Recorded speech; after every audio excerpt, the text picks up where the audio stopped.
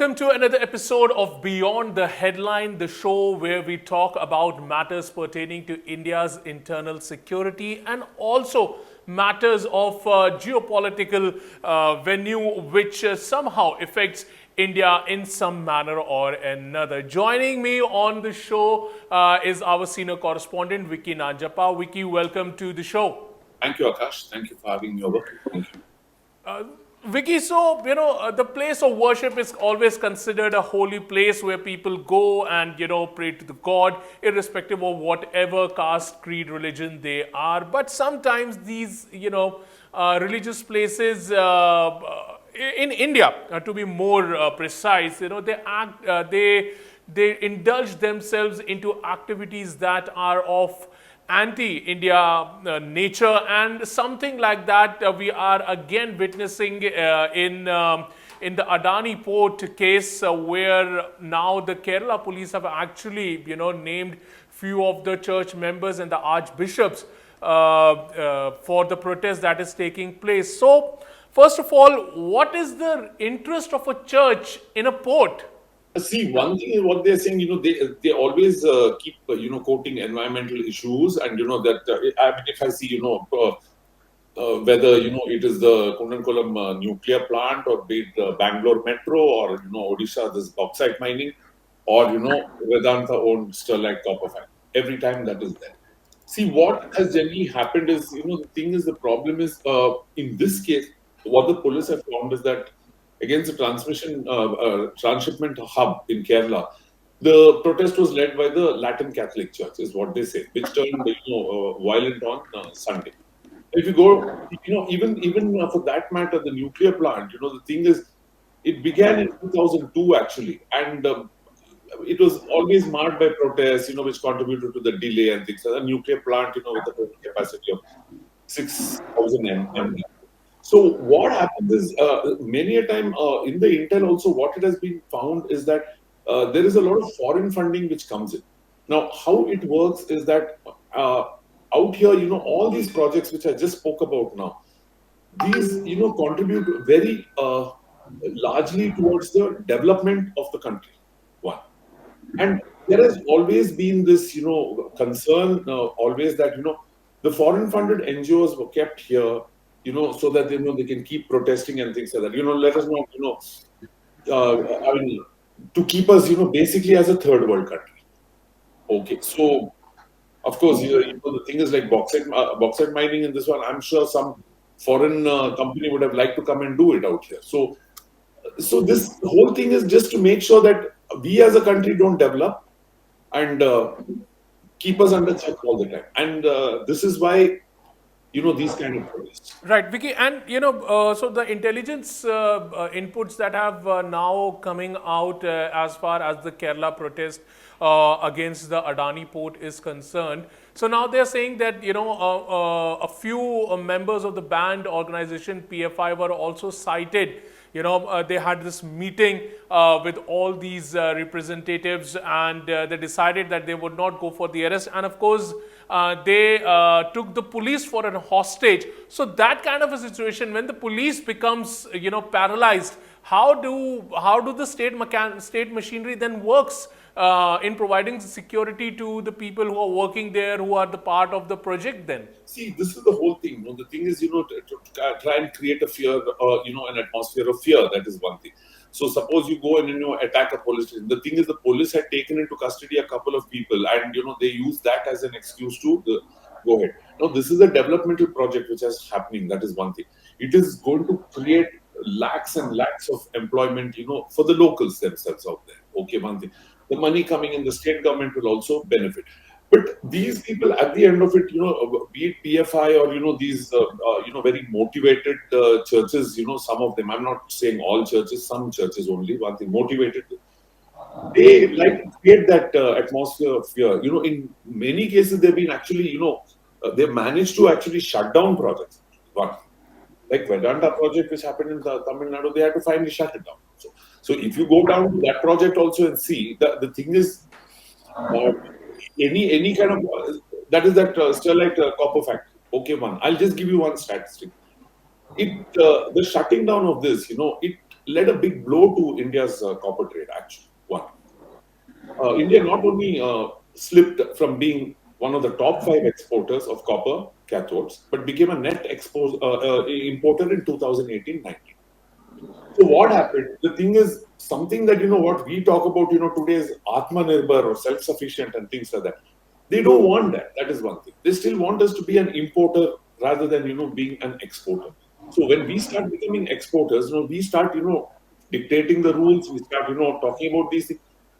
And of course, there's so much of funding which is coming in. And one big change happened is that in the past 6 to 7 years, what I've seen is the funding on NGOs has been really, really tightened. And now that is another reason which is, leading up to their own frustration out there. That is one. Yeah, Vicky, and so you said that the funding of the NGOs has been tightened and everything, but by the way that they are working on ground, that doesn't seem to affect them. So what could be? So of course, protesting if it's for a legitimate cause, then of course it is understandable. But if there is any mega project happening in India, there is always some kind of a protest. There is always some kind of an environmentalist. It cannot be like every time the government, is making a project, it is hampering the environment. It is impossible. Of course, the government will have to take, certain, go-throughs from all these environment bodies that India has set up. So if those environment bodies are giving it a go-through, then why these some NGOs and some religious organizations have an issue with that then? Yeah, see, one thing is, I was just talking about this Niyamgiri, this bauxite project actually.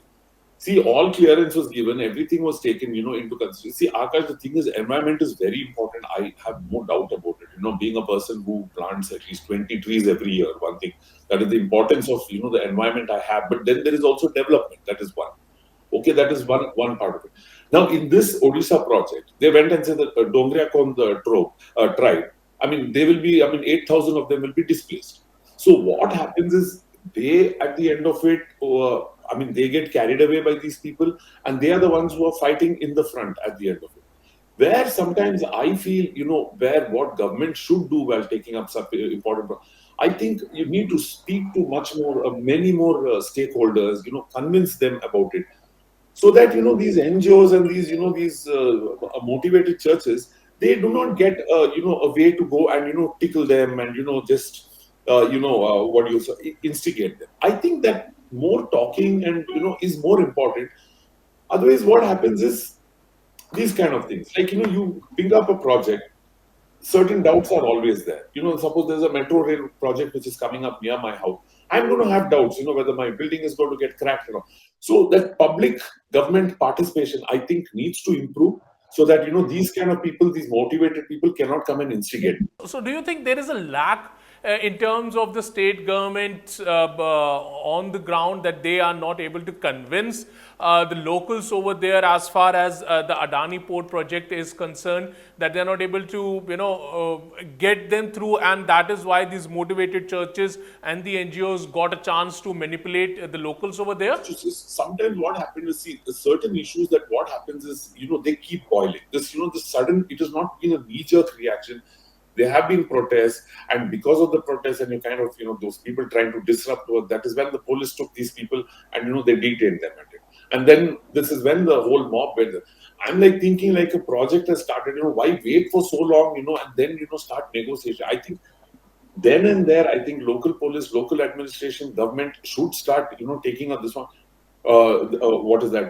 Should start taking steps and measures to convince the local people that you will be absolutely safe and there is no issue to the environment also, because environment is important.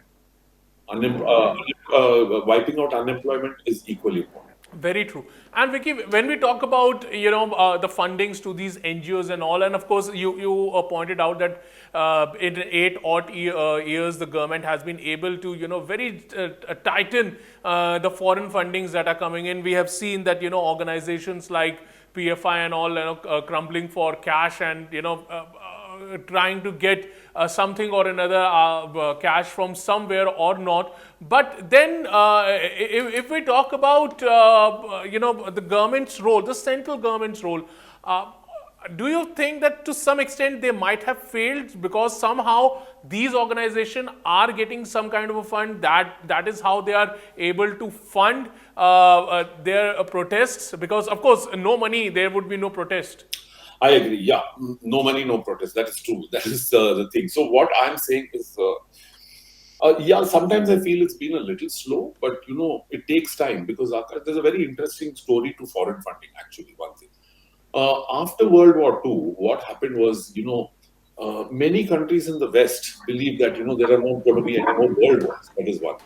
So how do you go around, this one, what is that, interfering in someone else's affairs and, so they took the war to another level by introducing these NGOs out there, which, they are there across, they put them in all these developing nations. Okay, one thing.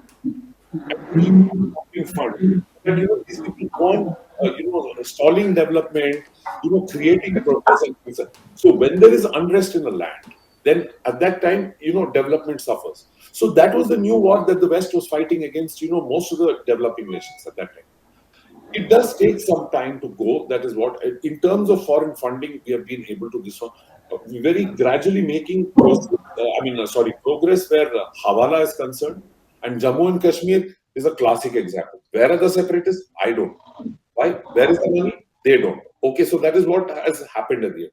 It's a gradual process. It takes time. But this is the history to foreign funding, actually. Right, and Vicky, like you gave a lot of examples in terms of these the copper mining and the bauxite mining, and of course the nuclear power plant that took nearly more than a decade to be built up, because the project, I think, started in 2002, and then in 2018, finally it was being done. So these, creating these kind of hindrances. So how does the government should deal, especially the state governments, who has the stakehold, who have their political interest, vested political interests, and of course we understand that there is a grassroots level politics involved. You have to take all the stakeholders together if you want to be in the government and everything. But the development of the nation not only helps the nation but also the particular state with money coming in from the center also. So how do they deal with these kind of problems? And of course, then why are these kind of problems only are seen in because like we talked about a lot of projects, and one thing came out that all of these projects were in the southern part of the country. So why is that the south of the India has this problem, and why the churches down there, some of the churches have this kind of a vested interest in one this? thing is that, okay, south of India is, there's a lot to be tapped. That is one thing. Okay, of course, yes, port project, because if you're in the ports in South India, these things are there. It's not like it did not happen in Odisha. The same thing happened there also. Okay, one thing. So while that is one part of it, we are seeing a lot of projects which are coming in south. There's a lot of resources yet to be tapped out. In our previous conversations also, Akash, we've spoken about South has not been spoken about too much, in terms of, be it radicalization or, rise of Islamic State. As I said, that everyone looked only at Jammu Kashmir, when it came to this. And today we see what the problem is out here. Okay, one thing. Rich in resources, there's a lot to be tapped in place for that. And of course, if you go to Kerala and, these people, the church is very, very strong. That is one thing that is there.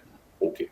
And it is because of that, and the funding which is coming in there, and they're easily able to convince the people out there. Like, in the sense, now this is a communist-led government in Kerala. That is one thing. But when they want kind of development or something like that, I mean, it's very easy to find when the center and state are not on the same page. These elements can play actually. That is one. I'm sure it would not, it would not happen in a state where, 90% of the time, if both the governments are the same at the end of it. This time, Kerala government's reaction has been very different. They have really gone after these people, who are trying to needle and stop the project. That is one. But as I said, the role of both the center as well as the state, when you're coming in for such a big project, is, to come to all stakeholders, explain to them everything. And, there's always going to be that mistrust issue, and we should not let these outside forces make use of it. Correct, Vicky. So of course, the development will keep on happening, and the protest will also keep on happening. But of course, the development should not stop as far as the country is concerned. Well, on that note, thank you very much, Vicky, for joining me on Beyond the Headlines, and we will catch you in the next episode, viewers. And if you like this kind of a content, please do subscribe to One India News YouTube channel and like this video also. And of course, as always, thank you very much, Vicky, for joining me. Thank you so much.